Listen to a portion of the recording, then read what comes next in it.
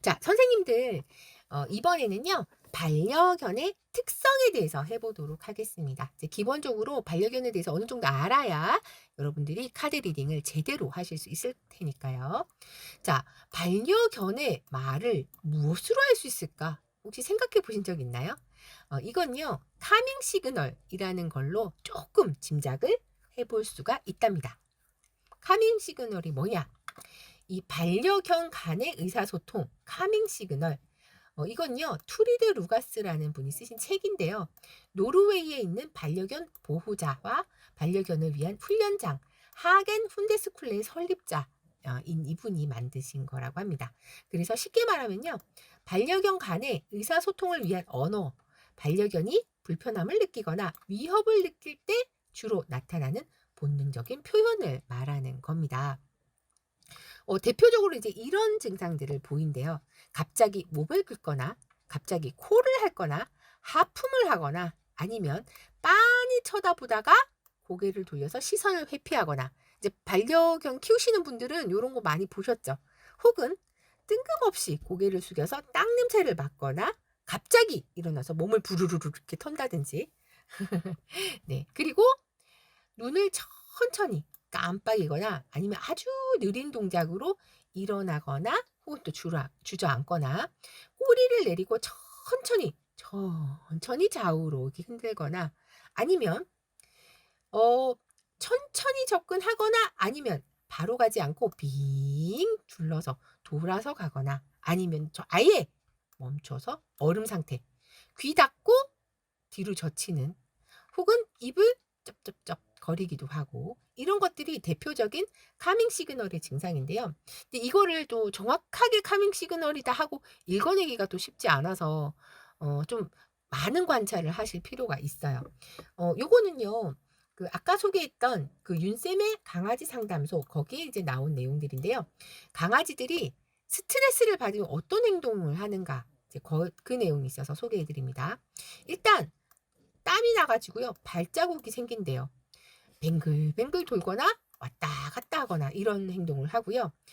짖거나 아니면 하루 종일 심하면 이러기도 하고 입을 벌리고 헥헥 하품을 자주 하거나 귀가 뒤로 처지고 자세 낮추고 동공이 확대되거나 이게 스트레스 받았을 때 나오는 거래요. 털을 심하게 핥거나 아니면 물어뜯거나 지나치게 치대거나 아니면 아예 숨어서 안 나오거나 설사를 자주 하거나 대소변을 잘 가리던 애가 어느 날 또 못 가리기 시작한다든지 아니면 거실, 소파, 침대 이런 바닥을 파헤치는 행동을 한다거나 우리 대박이가 자주 이렇게 바닥 팍팍팍팍 긁는 이런 걸 많이 하거든요. 가죽 소파에 막 발톱으로 다 긁어놓고 막 그러는데 그것도 스트레스 받을 때 하는 행동이에요. 자, 그러면 스트레스를 줄여주려면 어떻게 해야 되는가? 가장 좋은 건 산책을 자주 하는 거고요. 두 번째, 어떻게 하면 강아지들이 지루하지 않도록 잘 놀아줄까? 그런 방법을 좀 찾아보시는 것도 좋겠죠. 뭐 예를 들어서 사료를 줄 때도 그 공처럼 생겨 있는 그 통이 있거든요. 거기에 담아주면 굴리면서 사료가 나오는 그런 구조로 되어 있거든요. 그렇게 해서 준다든지. 그리고 강아지들한테 큰 소리 치거나 야단치는 건 의미가 없어요. 걔네가 그 잘못한 그 순간에 바로 3초 이내에 아이들한테 얘기를 하지 않는 이상은 내가 왜 혼나는지를 몰라요. 예를 들어서 거실 한복판에다가 똥을 쌌다. 똥 싸는 현장에서 바로 보고 야단치는 게 아니라면 이미 똥을 다 싸놓은 상태에서 나중에 발견해서 야단치는 건 의미가 없다는 거죠. 자기가 왜 야단 맞는지 몰라요. 자, 그리고 혹시 아픈 곳은 없는지 좀 관심 있게 살펴보실 필요가 있다라는 거죠. 무엇보다 좋은 환경, 살기 좋은 환경을 만들기 위해서 보호자님들이 많이 노력을 해주셔야 됩니다. 그래야 강아지의 스트레스를 줄여줄 수 있으니까요. 자, 그러면 반려견의 행동, 어떤 행동을 하나 한번 볼게요. 이 반려견들도요, 행복할 때 웃어요. 신기하죠? 우리 막내 당참이 웃는 얼굴이에요. 너무 이쁘죠? 네. 진짜 이거 아무것도 한 거 없이 진짜 그대로 찰칵하고 찍기만 했는데 이렇게 이쁘게 웃어요. 입을 벌리고 웃는다. 혹은요, 바닥에 등을 대고 이렇게 막 꿈틀꿈틀 거리기도 하는데, 저는 처음에 등이 가려워서 그런 줄 알고 등을 이렇게 긁어줬는데 그게 아니라 행복해서 하는 행동이래요. 눈을 가늘게 뜨고 쳐다보는 이게 그 반려견들이 주인의 행동을 따라하는 거거든요. 사람들이 웃을 때 눈이 이렇게 가늘어지잖아요. 그걸 보고 따라하는 거예요. 좋아하는 사람을 표정까지도 따라서 하는. 자, 꼬리를 좌우로 크게 흔들어야지 행복하는 거고요.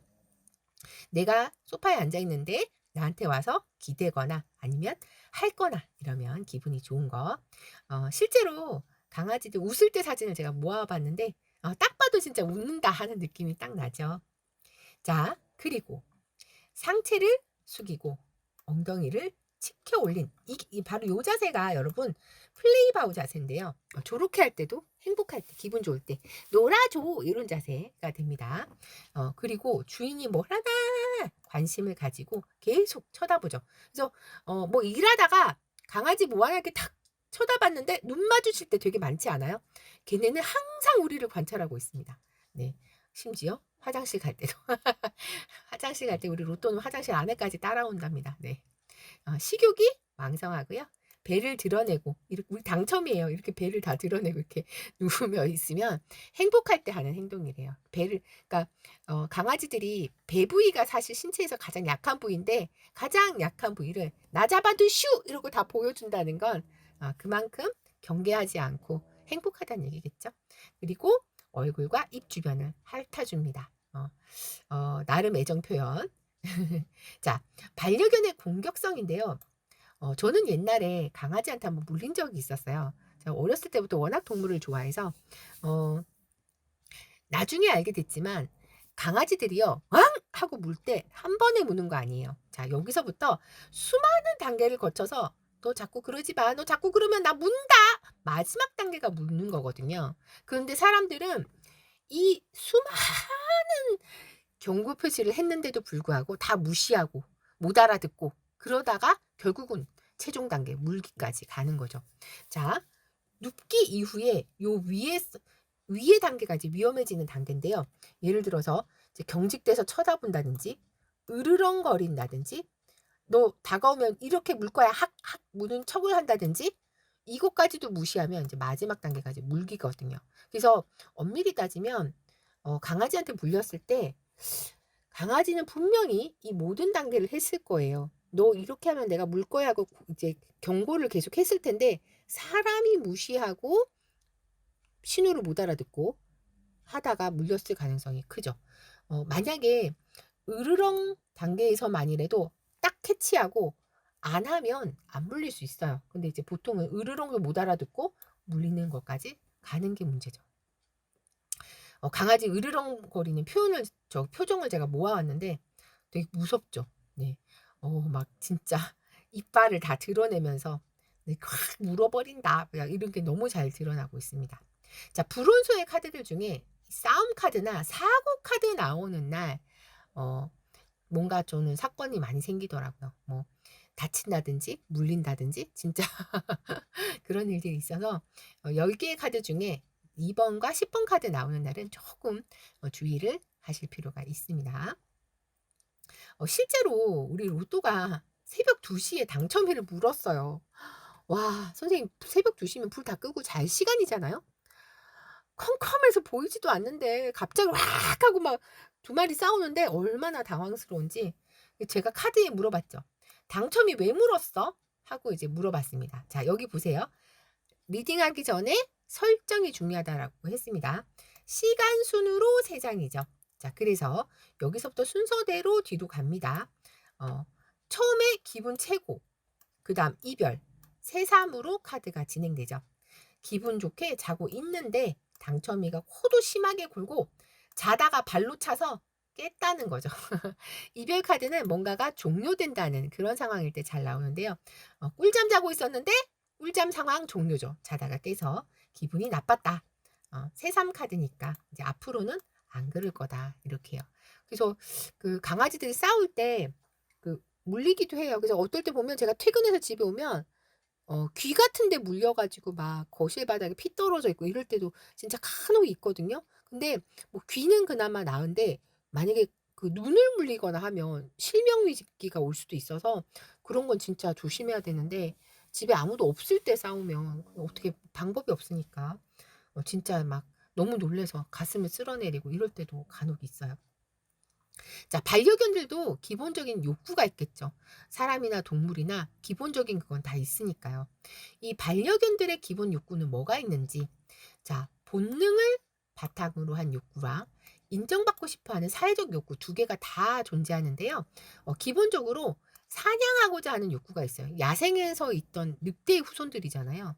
자, 그리고 냄새를 맡고 싶어 하는 욕구가 있어요. 왜냐면 얘네들은 냄새로 정보를 수집하고 분석하고 서로 소통하려고 하기 때문에 집에 손님이 왔는데 갑자기 강아지가 가서 발냄새를 킁킁 맡으면 손님한테 되게 예의가 아닌 것 같고 되게 민망하잖아요. 근데 어쩔 수 없어요. 그거는 반려견의 기본 욕구기 때문에 그거를 뭐 예의를 하고 야단치기도 참 뭐하고 좀 난감한 상황이죠.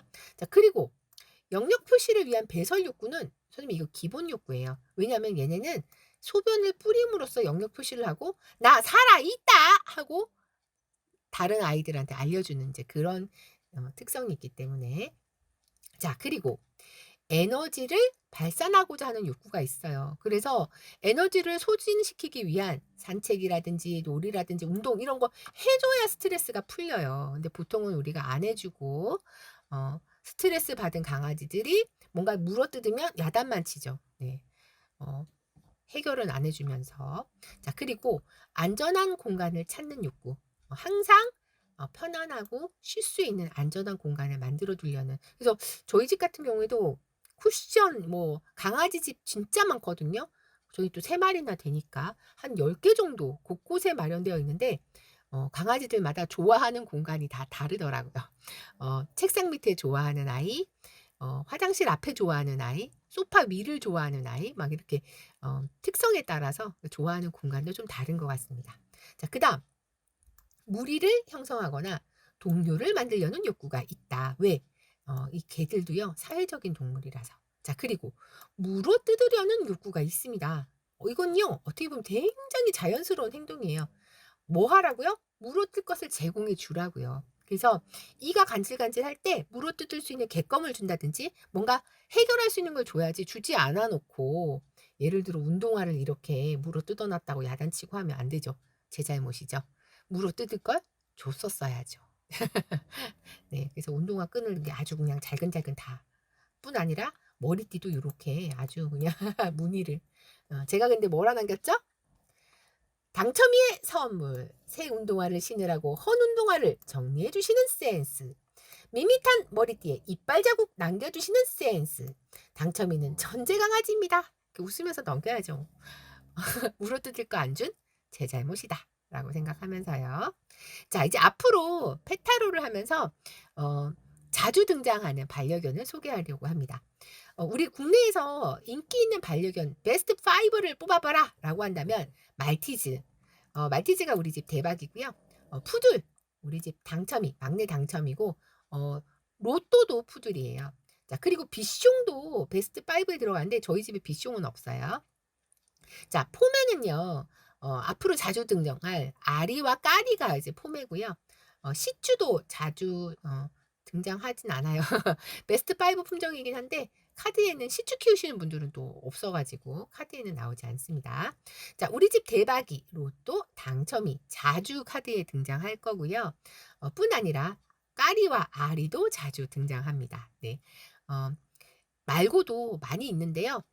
주로 많이 등장하는 5마리 먼저 소개하고 불사인 카드 들어가도록 하겠습니다. 나왔을 때 '누구지?' 뭐 이럴까 봐.